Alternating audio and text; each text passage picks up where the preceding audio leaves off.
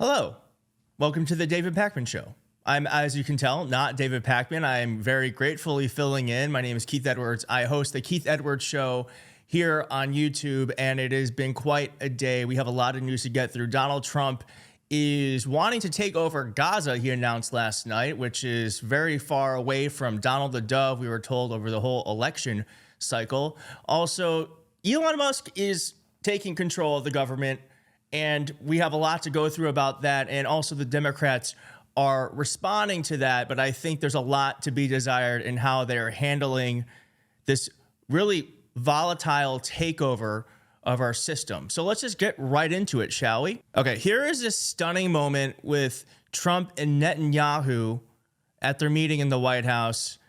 I've got a lot to talk about it. Let's just see this real fast. President Trump, I want to Prime Minister Netanyahu. We have heard Joe Biden and Donald Trump take credit for the hostage and ceasefire deal.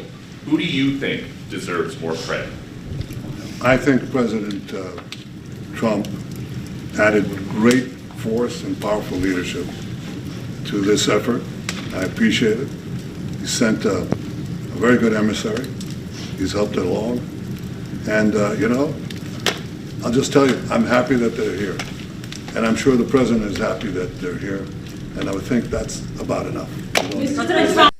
President Trump, I want you to clock Donald Trump during this whole interaction. He's barely Minister there. Netanyahu, we have heard Joe Biden and Donald Trump take credit for the hostage and ceasefire deal. Who do you think deserves more credit?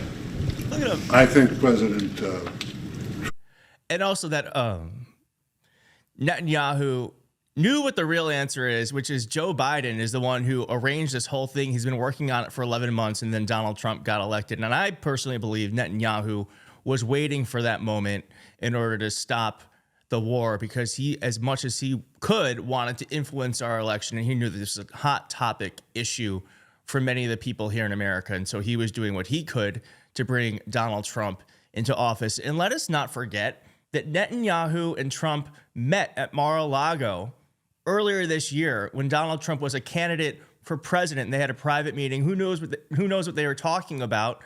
Very likely they could have been discussing, hey, why don't you just keep this war going? It's really helping me in the polls, and it's one of the most polarizing issues on the left.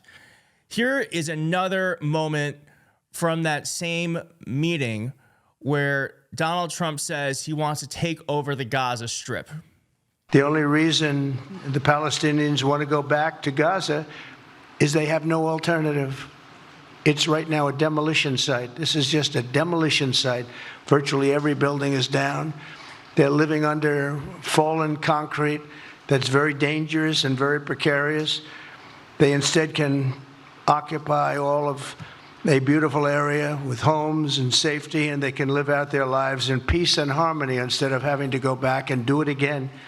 The U.S. will take over the Gaza Strip, and we will do a job with it, too. We'll own it and be responsible for dismantling all of the dangerous unexploded bombs and other weapons on the site, level the site and get rid of the destroyed buildings, level it out, create an economic development that will supply unlimited numbers of jobs and housing for the people of the area. Do a real job, do something different. Just can't. The only reason. So just some highlights. Gaza's waterfront property is going to be very valuable from Israel's perspective. I would do my best to move the people out and then clean it up. And of course, Jared Kushner's, who is Donald Trump's son-in-law, has said that he feels like Gaza is a really valuable piece of property. I'll show you that clip later. But I kind of had a sense that this is what was going to happen if Donald Trump got elected. But I don't think anyone would have guessed that the U.S. would try to take ownership over the Gaza Strip. And I don't know what Donald Trump thought he ran on and why he won. It wasn't for U.S. expansionism. Donald Trump wants to go into Greenland. He wants Canada to be the 51st state. He wants to take control of the Panama Canal. He didn't run on any of this stuff. He didn't run on let's own Gaza. let's own Canada. He ran on lowering the egg prices. He ran on immigration. And that's largely why he won. And I'm pretty sure if the folks knew that Donald Trump wanted to start waging war in the Middle East, which is what this really means, there is absolutely no way that this can happen in a peaceful way. This would be another forever war. We just got out of one, and we'll be getting into another one. And on top of that, it's not even why he was elected. Donald Trump was elected to make things better here, not to make the world more chaotic. And whatever happened to America first, because this is going to make America last.